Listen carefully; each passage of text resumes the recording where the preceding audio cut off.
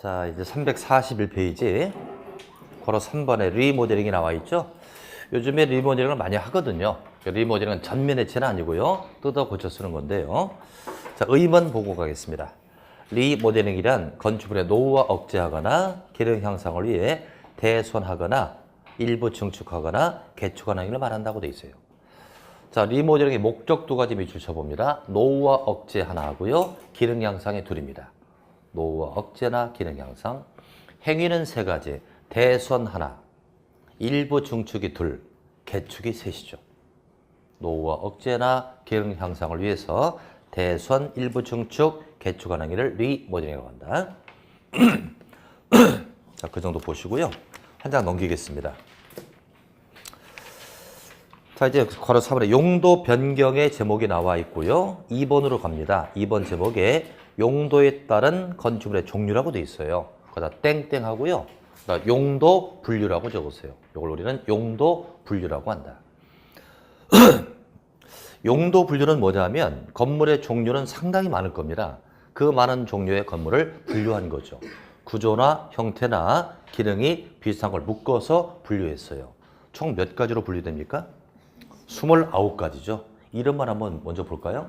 단독주택, 공동주택, 1종 근린생활시설, 2종 근린생활시설 쭉 해가지고 29번에 야영장까지 29개로 나눠집니다. 이 29개 용도 분류를 모르면 중개사 대화가 되지 않아요. 중개사의 기본 용어가 바로 이 29가지고요. 또 각종 규제도 이 분류에 따라서 행위를 규제하고요. 또 용도를 변경할 때도 이걸 모르면 할 수가 없습니다. 그래서 이 부분은 굉장히 중요하게 봐야 돼요. 이제 오른쪽 페이지 보면 도표에 쫙 나와 있을 겁니다. 쭉 넘겨보시죠. 꽤 많겠죠? 29가지니까.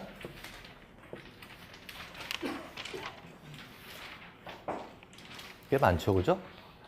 요건 한 문제 정도를 예상하고 들어가야 돼요. 걱정이 앞서죠? 이 많은 걸 어떻게 외울까? 근데 오늘은 다 하지는 않고요. 1, 2, 3, 4번까지 4개만 딱 처리하겠습니다. 이 4가지가 거의 반 이상 되거든요. 이 4가지만 하고 맞추도록 합니다.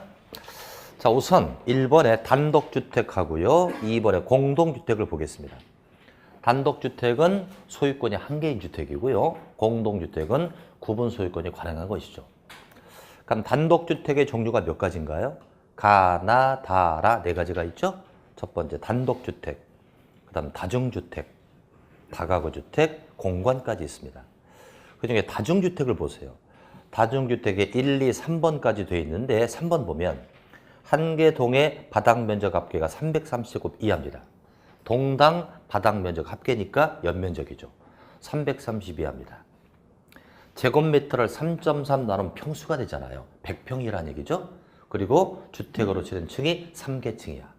330 이하이고 3층 이하. 이게 다중주택이고. 근데 다가구 주택 볼까요? 1번에 층수는 3층이야. 2번에 바닥 면적은 동당 660 이하. 660이니까 200평을 뜻하죠.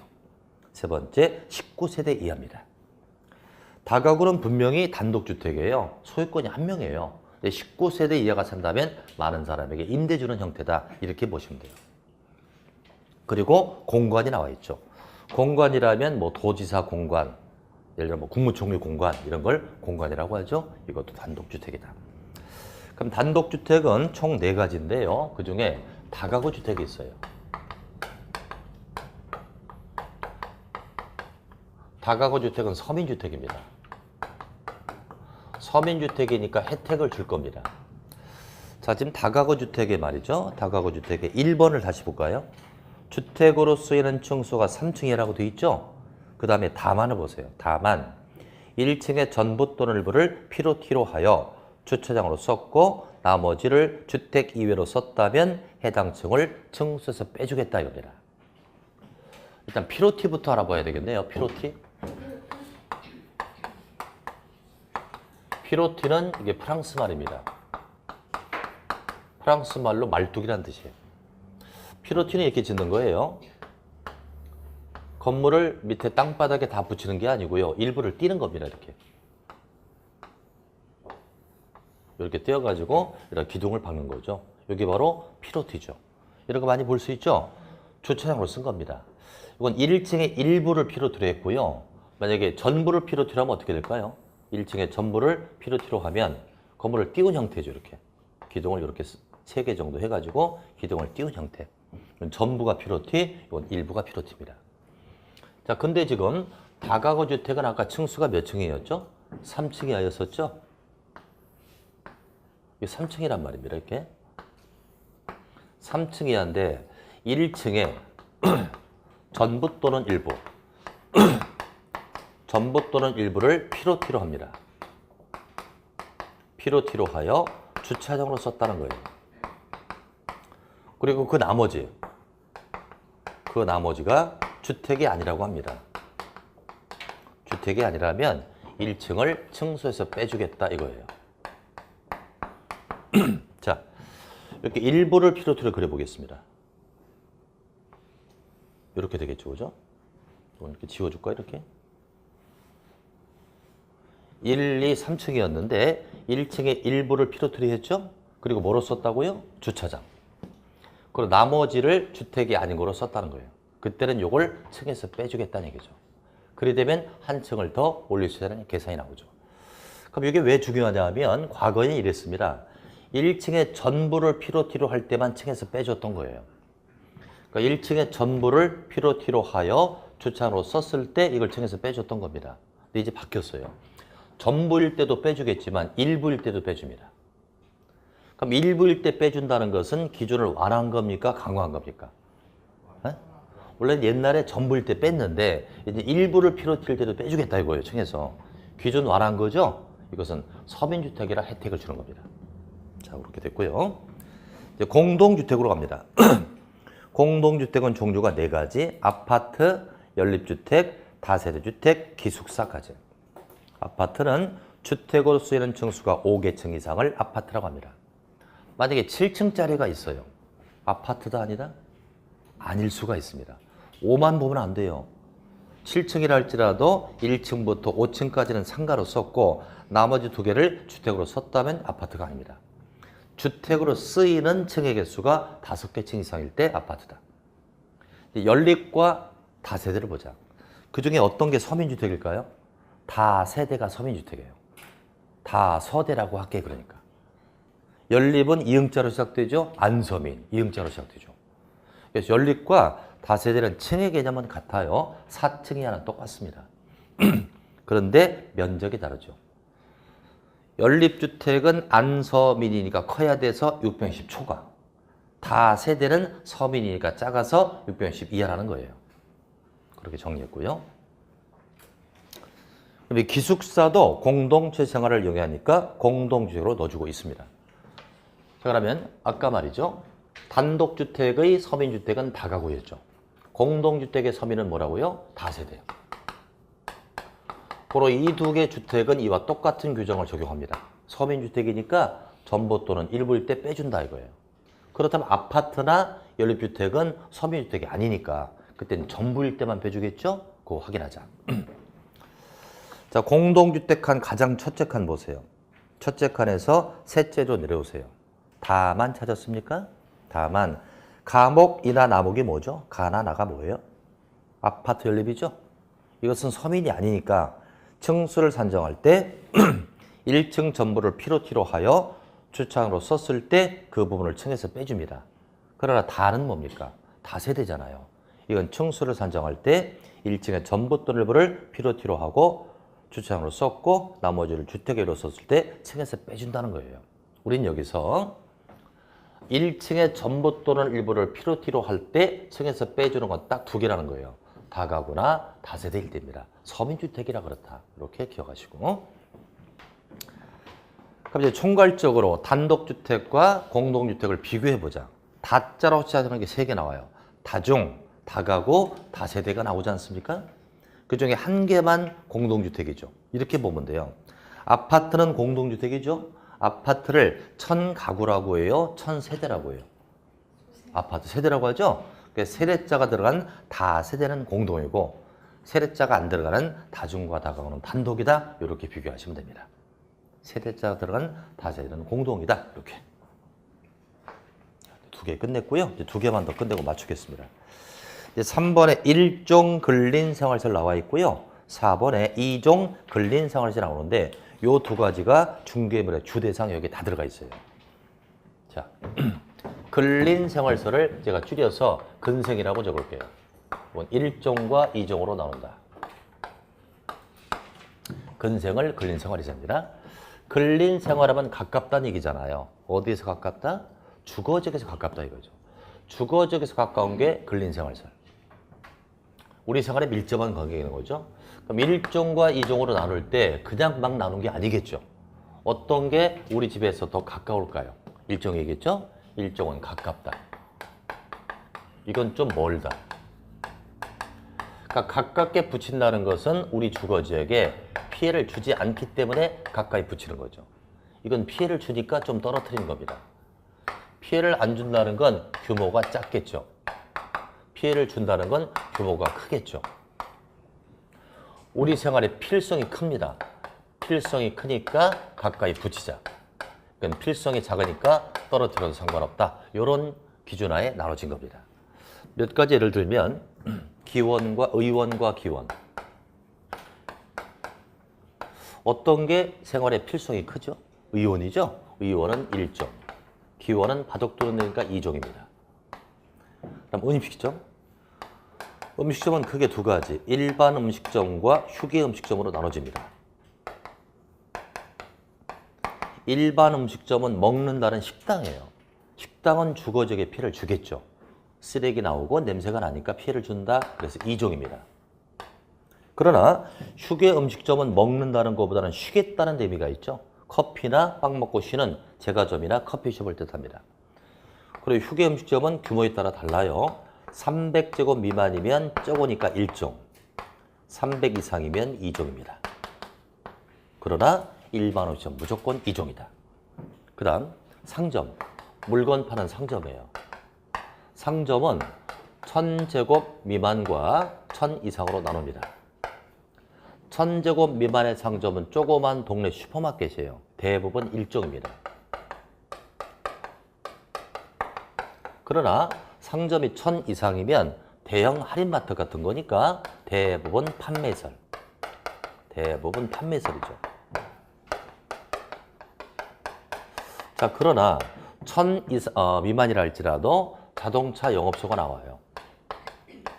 자동차 영업소도 차를 파는 상점이라 볼 수 있잖아요. 이걸 1종이라 볼 수는 없어요. 1종으로 본다면 우리 담 옆에 이걸 만들 수 있거든요. 근데 자동차 영업소는 매연이 우려되잖아요. 좀 떨어뜨려서 요건 2종입니다. 1000 미만의 상점은 대부분 1종이지만 자동차 영업소만 2종이다. 그럼 1000제곱 이상이면 대부분 판매입니다. 그러나 책을 파는 서점이 크다고 판매로 볼 수는 없죠. 서점만큼은 2종으로 이렇게 분류하고 있다. 대부분 1종이고 판매지만 예외가 하나씩있다. 그 다음 공 갖고 노는 거죠. 공 갖고 하는 탁구, 당구, 볼링, 테니스, 골프 연수 굉장히 많죠. 그중에서 그 공이 내 몸에 맞았을 때 가장 적게 아파서 피해를 적게 주는 게 뭡니까? 탁구죠. 탁구장은 피해를 적게 주니까 1종이에요. 그러나 그 나머지는 다 2종입니다. 당구, 볼링, 테니스, 골프 연습 다 2종이죠. 근데 탁구가 됐건 나머지가 됐건 그 규모가 500제곱 이상이면 상황은 달라집니다. 이건 전문적인 운동을 하는 운동실이다.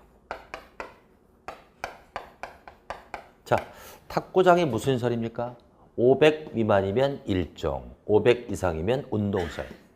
당구장은요, 500 미만이면 2종, 500 이상이면 운동설이죠. 이렇게 비교하시면 딱 좋아요. 이제 책을 가지고 하나씩 정리해 봅니다.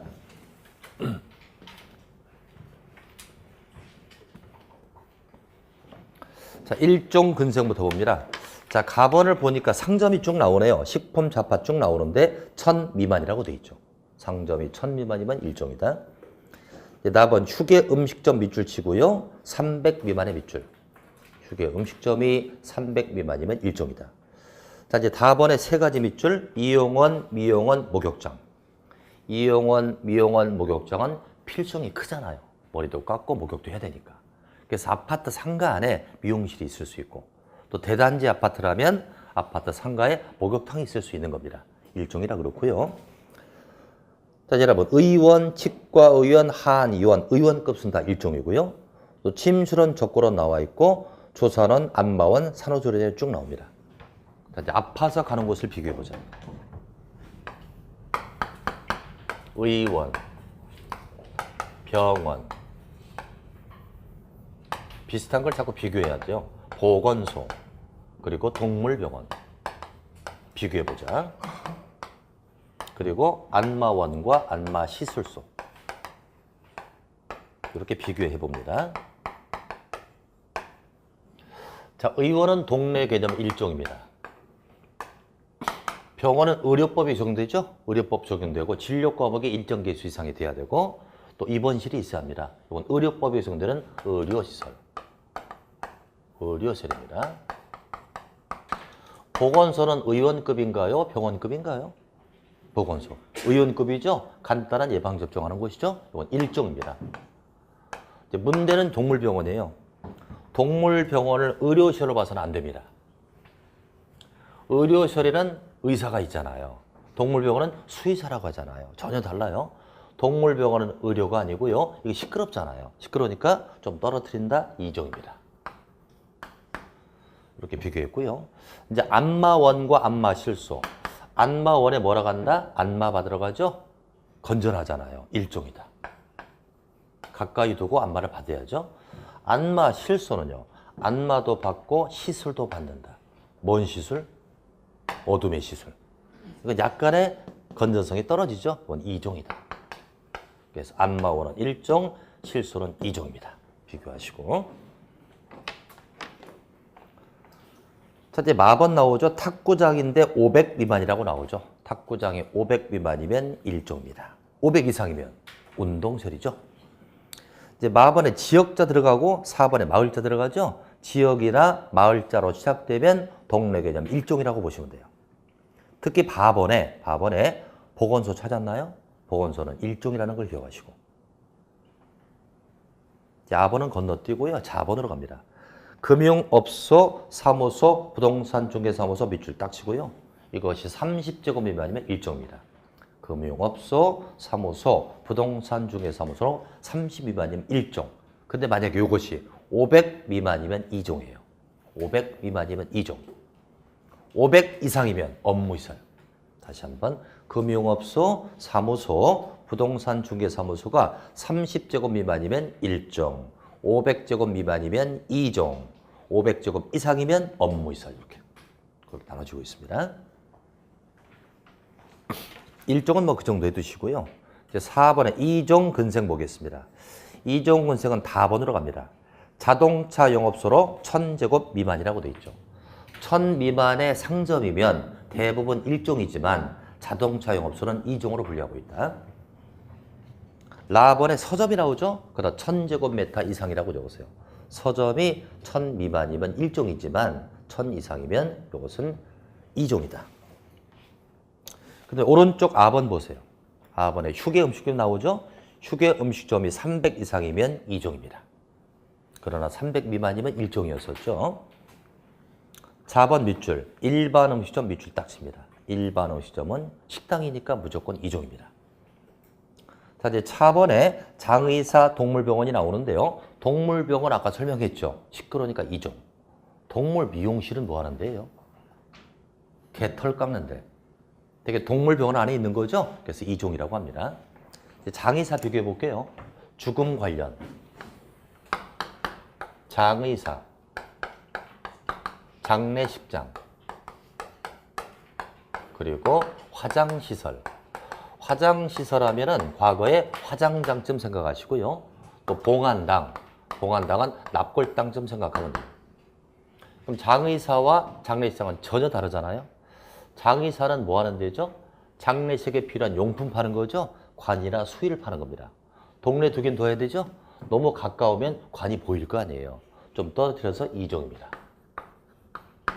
장례식장은 장례시설로 따로 분류하고 있다. 이건 장례식을 치르는 곳이잖아요. 장례시설.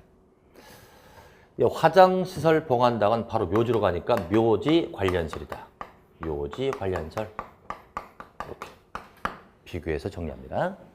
장의사는 2종, 장례식장은 장례 시설이 되겠습니다. 이제 카번의 학원을 좀 비교하는데 학원은 네 가지로 분류가 됩니다. 네 가지.